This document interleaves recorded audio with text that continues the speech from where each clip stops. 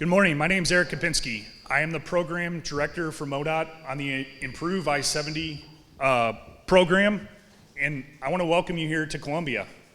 Today, the purpose of our meeting is to share with you our first project. And Spencer is passing out our slide deck that we have, so don't flip too fast through the weeds. At this industry meeting, we're going to cover a lot of detail, probably more than we have in the past, to be as transparent as possible for where we stand. But before we get started, I want to introduce the MoDOT team, and probably one of the more important people is Steve's over here recording this. So this is not being live streamed, but this is being recorded. Later today, we will be posting this to the industry website for anyone to view. So if any out-of-town firms or anyone wasn't able to make it today, they can watch this recording of our industry meeting. I'd also like to introduce the rest of our Improve I70 team. Jeff Gander will be up here shortly talking about our first project that's ready to go. I'm going to first give a quick update on the program. We have Zach, who's our design lead, Spencer, our traffic lead, Dan, our third-party lead, and Laren's in the back, and she's our communication lead, and she's the one you saw when you walked in and have been seeing some press releases. We also have another one of our team members is Liz. Liz is currently working in a meeting with some third parties right now, but we'll talk about some of the great work Liz helped us lead through for our competitive grant we just submitted. I'd also like to acknowledge and recognize our Director McKenna, our Deputy Director, Chief Engineer Ed Hassinger, and we also have our Roachport Bridge team, who's a part of our I-70 program, even though that's going and gonna be complete here by next year, right? They're still an important part of this corridor, so we appreciate them coming as well. And another important partner for this program, for this project, is Federal Highway. So I believe Pete Cloxton's here, and Pete's in the back. Pete's with the Federal Highway Major Project Team. So we've been working closely with the Missouri Division and the Major Project Group, and Federal Highway's completely bought in on this process, and it has been a great partner. I think those that have worked with us in the past know that our relationship with Federal Highway has been very good, and this project's off to a fantastic start as well. So real quick, our 90-second elevator pitch on I-70, if you were not able to make the first industry meeting that we had about a month and a half ago in Jefferson City. Improve I-70, this last legislative session, our elected officials had in the budget $2.8 billion for I-70. And a big focus of that was adding a third lane, both east and westbound from Wentzville to Blue Springs. So since that time, we've been working really hard on the MoDOT side to get this first project ready. And that's why we're here today, to share what information we do have, share what the RFQ is gonna have later today, and kind of update you for where we stand. So some of the key points from the program, I'm gonna talk about the program as a whole and then turn it over to Jeff. But some of our key things we've been doing is, last week, many of you here are in these pictures, our governor and some of our key elected officials traveled around the state and did a ceremonious bill signing. And this was important to acknowledge and to show that they fully support this project. And they put their money where the mouth is, and we have $2.8 billion ready to go. We just need to award contracts so that transfers into MoDOT's coffers and we control that money. Another important thing that our MoDOT project team's been doing is this past Monday at about 11:52 p.m., we submitted a grant to FHWA and USDOT. And a part of that grant was our department requested almost $300 million. So when I reference that $2.8 billion, that $2.8 billion is state-only funds. And our department, every step of the way, is gonna do everything we can to leverage those funds and to federalize or to seek opportunities to best utilize that funding. And so this was a key important step. But to put one of these grants together, if you've never seen an infra or mega grant, I won't bore you with the details, but there is a lot of work to do, and we're about a month late getting started. We were deciding whether or not to do the no-go decision, similar to what you're doing for this project. And we said, we're all in. We're going to go for this, and we spent a lot of time and effort to do this. And we had a very good grant. We feel it's going to score well, and we feel the backing of our political leaders and their support that they showed with letters of support and also the efforts they're doing is going to really make this competitive. At the end of the day, it's kind of up to the folks in DC to decide whether or not this happens or not, but we're doing everything we can to leverage the funds that we do have. Another important aspect that the I70 program as a whole is doing is you're seeing notification go out for a public meeting. What is critical for this is we need to go to the public and set that expectation. So these 7 meetings, we're gonna have a roadshow. They're gonna be open house style, and if you're interested in coming, please pass the word. This information can be found on our website, but the idea is we're gonna go to the public and set the expectation that with this funding, our main objective is to build that 3rd lane from Blue Springs to Wentzville. MoDOT really wants to engage with the public in an early process, and we don't have every answer figured out yet. But we want to share the information we do have, and we also want to show the public that MoDOT and industry is ready to deliver on this historic funding. So that's why we're going to the public now, and it's more of an introduction. Hey, we're here, get ready because we're coming fast. So if you do come to one of these public meetings, we may pull you in. Every step of the way we've had with these public outreach or public get-togethers, it's blown away expectations. Even here today, you know, we've had tremendous turnout and we really appreciate you traveling here, but this will be a critical step. And for each one of these contracts, MoDOT plans to really do a lot of the legwork for the public engagement part. So we want you to focus more on how do you design, how do you engineer, how do you traffic model, how do you build and construct and get the material there. This is something we're willing to take on as our organization and our agency. One other item that we talked about at our first industry meeting, and we do have an update, we've spent a lot of time on this in the last month, is conflict of interest. You will see in our documents later this afternoon that we have an updated document, and that document provides better direction for what is a conflict of interest. And so what we did for this corridor, as a reminder, when the funding was provided, we had 5 or 6 different consultants working around the state in various capacities. And so we went through and very carefully analyzed and made a ruling for what each of these consultants were doing, and that determination was made through a new procedure, a new policy. And so that document will be out there, and we're planning to follow that for all of our projects going forward to make sure that that transparency is there. After looking at everybody that's working on the corridor currently, the only 2 firms that will not be allowed to participate in any design build contract, it will just be for this first contract from Columbia to Kingdom City, is HG and CMT.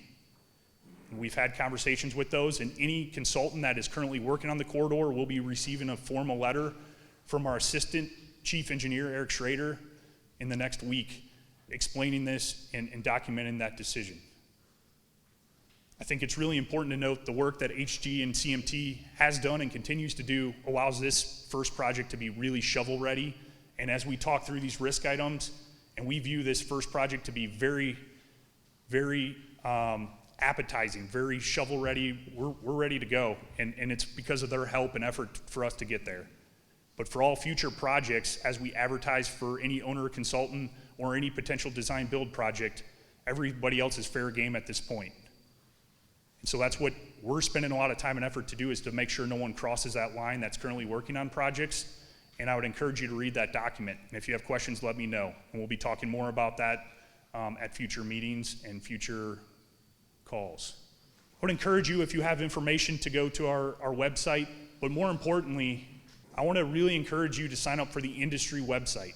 We have a specific website for the industry, and we're going to make this even more clear on our general website for you to go there.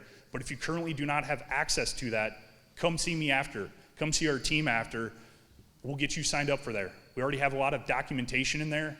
That documentation is going to increase and grow. That's where our RFQ is going to be. That's where we have future information there. but I want to get you signed up for that because that is how we are going to communicate to industry, especially early on, is through that special website.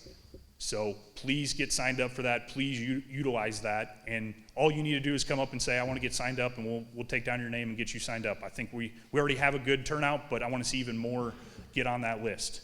And we have it set up where I don't think we're overwhelming everybody with email blasts and notifications. But this public website is going to continue to have more and more information as we go. Our industry site, we're adding more information weekly. Last slide I have. I gave you this schedule last time. I want to give you a quick update. Not much has changed. It's still aggressive. We still view it's doable. And we've had a lot of talks with contractors, consultants, and material suppliers. We got even more to do, and between now and whenever, reach out to us. We're happy to meet with you. We're happy to talk, and it's probably going to be more me because our process is once we go into the quiet period and release this RFQ, our team that's going to be in the one-on-ones, they're going to be hunkered down. But this program is larger than any project we've ever done, and we need to make sure that transparency and that communication's there. But I want to get that feedback, and I think some of the feedback that was provided was incorporated here, and we're going to incorporate even more into our RFP. What's important for this first project? We're locked in. Jeff's going to talk more about that, but we're locked into a budget. We also heard feedback that a little more time on this first project may be desirable to some. That may make it more biddable, more interested to put in an SOQ. So we gave you a little more time on that completion deadline. We don't think you need it. We think that this first project's ready to go. We have everything ready, but if that's going to help, that's where we're at. And we're even considering leaving a little gap in between each project of a month or so to decompress, and we're hopeful that some of these firms here want to go after all these projects. Just keep moving with us down the corridor. As we continue to have updates, we plan to have directions for design build versus design bid build. Again, as we first indicated, any other contract method is not being considered. So right now we're at design build versus design bid build, and we do view that there will be a decent sized bid build project somewhere in the corridor. We're working through those details. So as we keep working, we're gonna continue to update this chart and check back in with you for where we stand. That's the update I have, and I want to turn it over to Jeff Gander. So you heard a quick update from our team at the last industry meeting. Jeff has been recently joined our team. Jeff has over 30 years of experience. He's worked on 2 of our past design build projects and has a wealth of knowledge in the design build world. And Jeff has been in his role for 16 days. So when he talks about what direction we're going and where we're at, it's been a long 16 days, and he's been working really hard with the rest of our team. But I just want you to understand the intensity and the movement that our team has as we try to clear these risk items and make this first project, as desirable as possible. So with that, I'll turn it over to Jeff. Thanks, Eric. Like Eric said, I've been here 30 years, which makes me about 53 years old, which is why I look like my high school English teacher up here, where I can't see this without these, and I can't see you all if I have them on. So sorry about that if I do that a lot. Like Eric said, I'm excited to be here. I'm really excited for you all to be here for this first project. It's the first one of 6 or so, depending on how we split it up, but I'm going to give you a few specifics about it. There you see, that's the graphic of the project. Goes from Kingdom City to Columbia. It does include the connector, or the 7063 interchange. It also includes the interchange at 54. The project will also include putting that third lane, both eastbound and westbound, through there. And just for logistic purposes, that third lane does have to go through both interchanges. So we'll have more log miles and stuff in the actual proposal, but just so you know, the third lane does extend just a little ways past those. It makes it so we can have that interchange be fully functioning when we walk away from it, and it also helps us tie on to the next job. So starting off with the project goals, the first goal kind of writes itself. Deliver the project by the end of 2027 within the program budget. I will tell you that the program budget for this is $405 million as a fixed price variable scope. That's the first goal. Goal number 2, provide the third lane. Like I kind of touched on that before, it does have to go from Kingdom City all the way to Columbia and just past a little bit. Goal number 3 is improve the interchanges both at 7063 and at 7054, providing better traffic flow and movement of freight. For these 2 interchanges, we do have conceptual designs that have already been done. You know, these have been on our radar for quite some time, and now that we're redoing I70, we lumped them in with this. So kind of like what Eric said, we're kind of ready to hit the ground running on these. We've done a lot more work in these areas than we have some of the other areas of I70, so we feel like we're ready to go. Goal number 4 is improve the interstate while modernizing the existing pavement and bridges. You know, we're looking to improve I70 as a whole, not just add a third lane to it. It'd be really easy to go add a third lane and walk away, but you know, we're trying to improve the whole thing. Minimize construction impacts. We would like you to build this with no impacts. That's obviously not possible. So we just want you to also be focused on, you know, everybody's still got to use this facility while we're working on it. So that's a big thing to us, and you'll see that in the scoring that we're going to share here in a little while. Goal number 6, provide expanded employment opportunities for a diverse workforce. There we're looking for the goals on how you're going to do exactly what that goal says. Kind of the schedule for this first job. Here we are at the industry meeting today. The deadline for the RFQ questions, if you have any questions with the RFQ, is September 7th. We will get all those answered and back to you, and SOQs will be due September 22nd. We're going to shortlist teams on the 27th, and then we're going to move from there straight into the one-on-ones in October. Proposal will be due January 18th, and we're hoping to have this contract actually awarded at the February commission meeting. It's an aggressive schedule. We did feel like we left enough time in there for the one-on-ones, even with the complexity of this job, but that's where we're going with this right now. One thing I do want to mention, we have streamlined the RFQ process. If some of you I know have filled those out before, and we've kind of narrowed that down quite a little bit. I'm sorry, that's on my next slide. So it's still in 3 parts. We've just taken some of that out. Eric talked about the conflict of interest. That has changed. Part 2, the submitter experience, we have that narrowed that down to just 2 reference projects. We're trying to make it easier for you to submit your SOQ and still have enough information for us to effectively score those. So we have lowered that down to 2.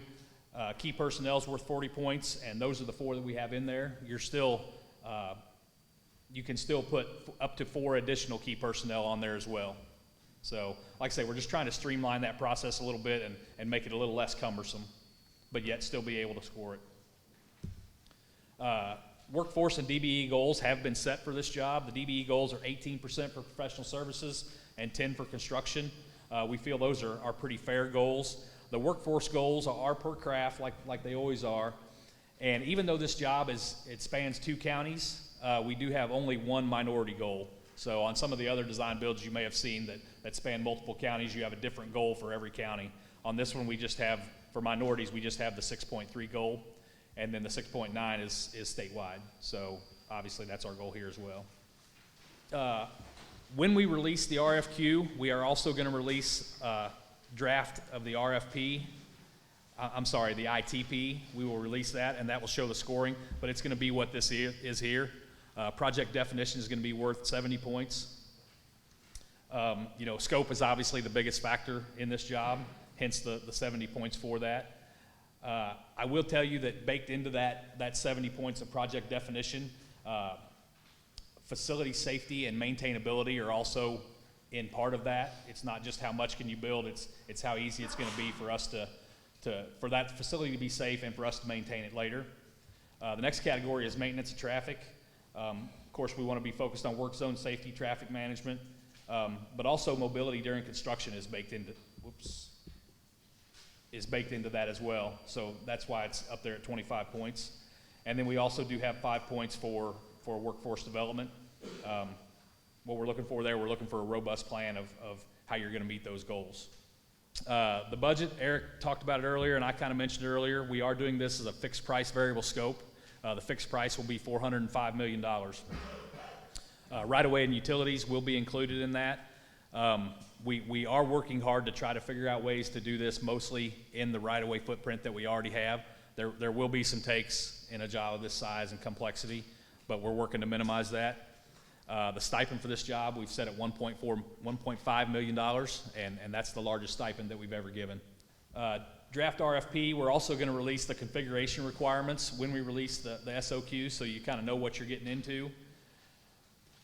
These will be the have-to-have items that we have to drive your designs. Construct a third lane east. I'm heavy on that button today. Construct a third lane between eastbound and westbound interchanges of 63, 70, and 54. And like I said before, those need to go a little bit beyond that just to make it function correctly.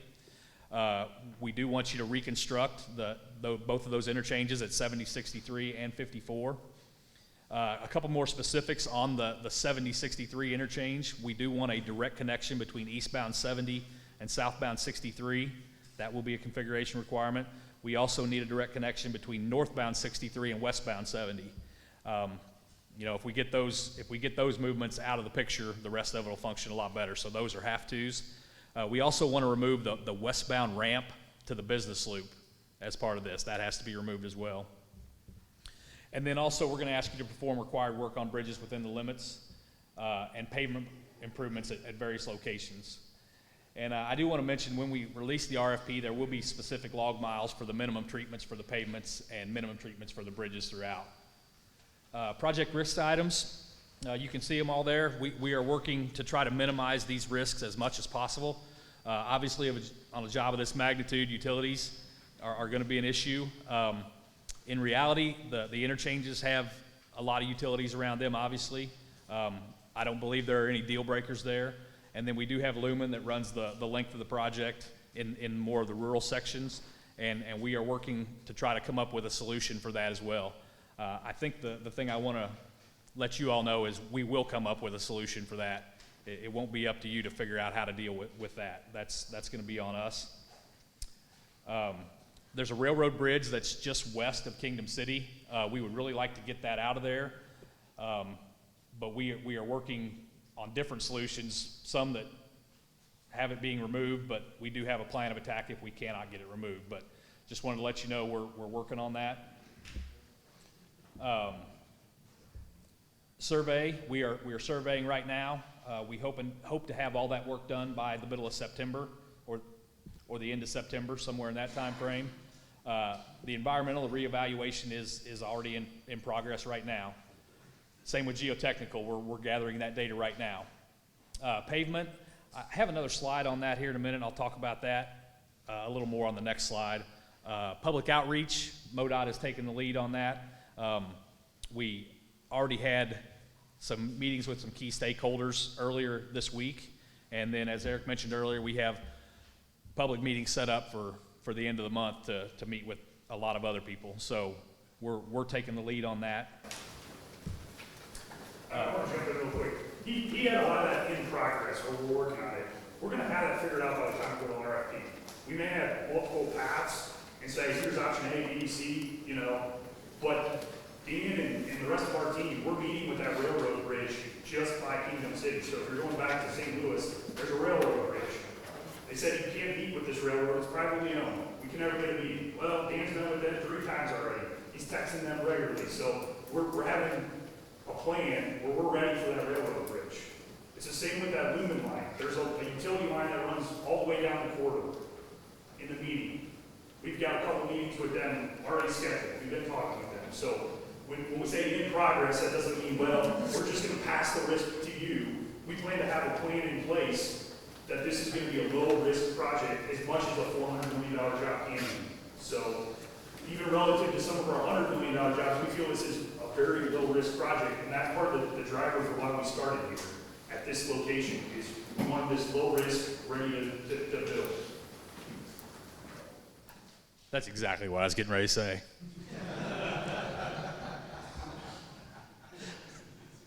Anyway, moving on to pavement.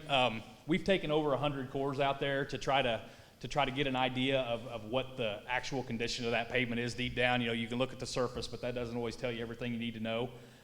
We're currently analyzing these cores to try to to try to figure out what the best solution would be. And there's going to be some places where, yeah, it's going to have to be ripped out, but there's some other places where it may be good enough where we can rehab it and get some life out of it.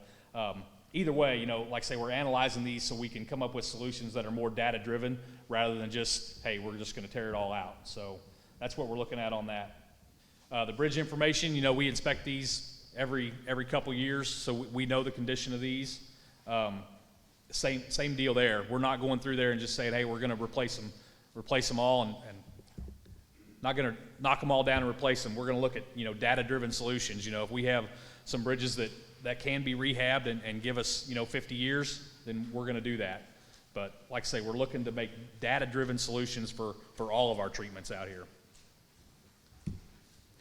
That is basically the end of the presentation.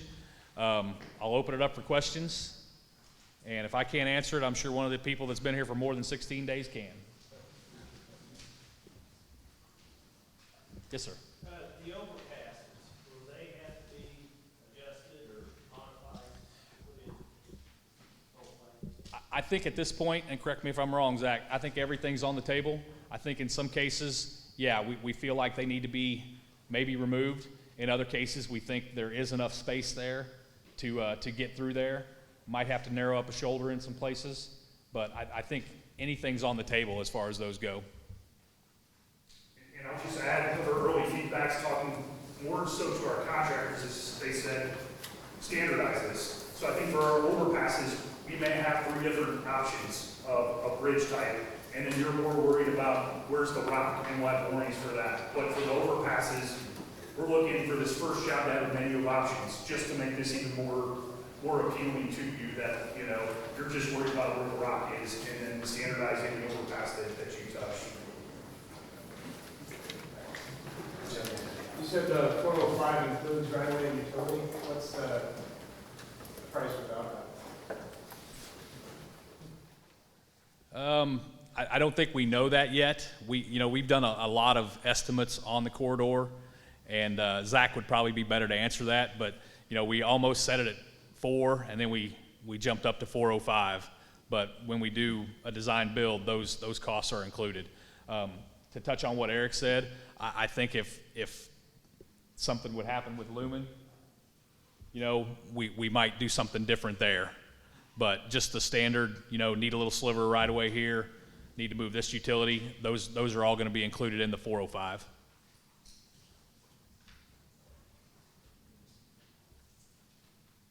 And we purposely didn't go out and buy a bunch of right-of-way. We saw there'd be potentially 5 takes with this project. And we said, we're gonna leave this on industry. We think this money is better spent for you guys to use your innovation in engineering, but we already have estimates for these 5 properties, and we're gonna give you that information. They're solid estimates, we feel good about them, and anything else we need help with on the estimates along the way, we're gonna be there to help you. But we think, and we've seen time and time again, when we leave the playbook open, your engineering and innovation, you're going to drive a better solution than us to go buy a bunch of right-of-way and then say, well, here's a larger footprint.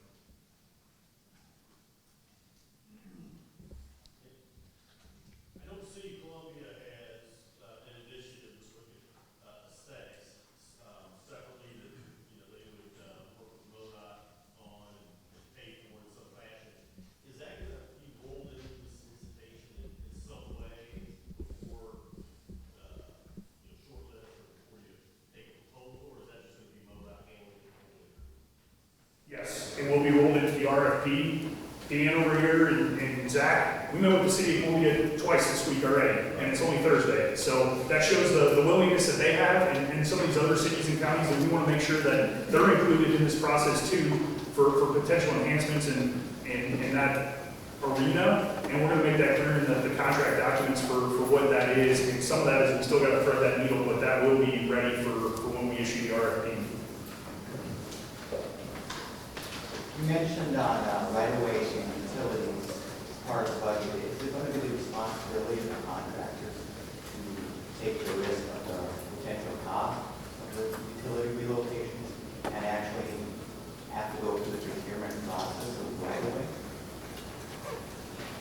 Yes, and we feel like how we have this structured, is we're removing as much of that risk as possible. For any of the reimbursable utilities, we have really good data for that at the interchanges. Our two interchanges have the most amount of utilities, and there's not a ton. For a $400 million job, this has, you know, relatively low risk for our utilities, we feel.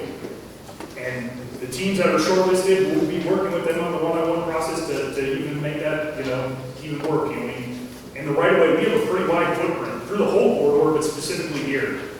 And so we've been looking at that closely, and we feel like letting industry have this additional funds is going to provide us the best value, rather than us carve out $50 million and just go start to buy a property.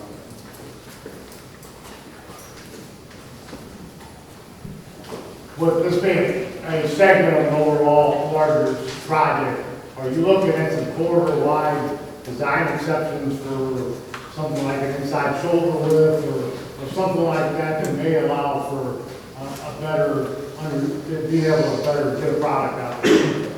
Yes, we're considering it.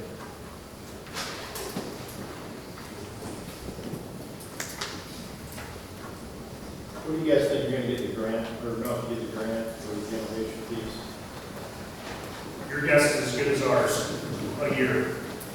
So is this gonna be part of the requirements of that 405 right now, or for technology or innovation piece in the payment or something, or is that, if you get the grant, or gonna happen? If we get the grant or a part of the grant, we'll worry about that at the time being, but that's why we haven't made that grant public. We just want you focused on the contract documents itself and not have that be a distraction where you're trying to pick and pull some of that. So just focus on the contract documents is our advice now, and if that's awarded, we'll worry about that and you know, go celebrate. Follow up to kind of Chip's question. So like federally mandated items like charger stations at every X number of miles and stuff, that is part of the grant that you're going for, different things like that, or are those things included in these different packages? The grant has a lot of those extra safety and technology features. We're hopeful with this contract, we can get that third lane and some of the extra improvements, and that's why we wanted to go. We know there's pressure to move away from the fixed price variable scope, but we feel that industry will help drive what is the best solution for some of this, and we're gonna have those transparent conversations in the one-on-one with Jeff and his team for that.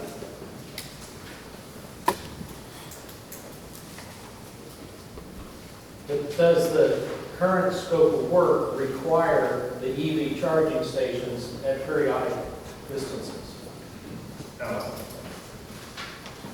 We put as few hard requirements in the RFP as possible, again, to make this as biddable as possible.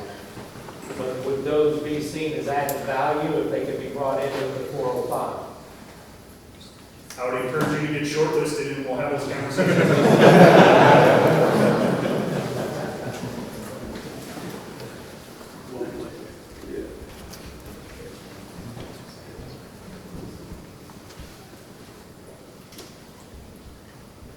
Any other questions? We'll wrap it up. When will the documents post? This afternoon? Yes, we are going to post the RFQ this afternoon, and at that same time, we're going to post the draft ITP and configuration requirements. Hey, one I knew.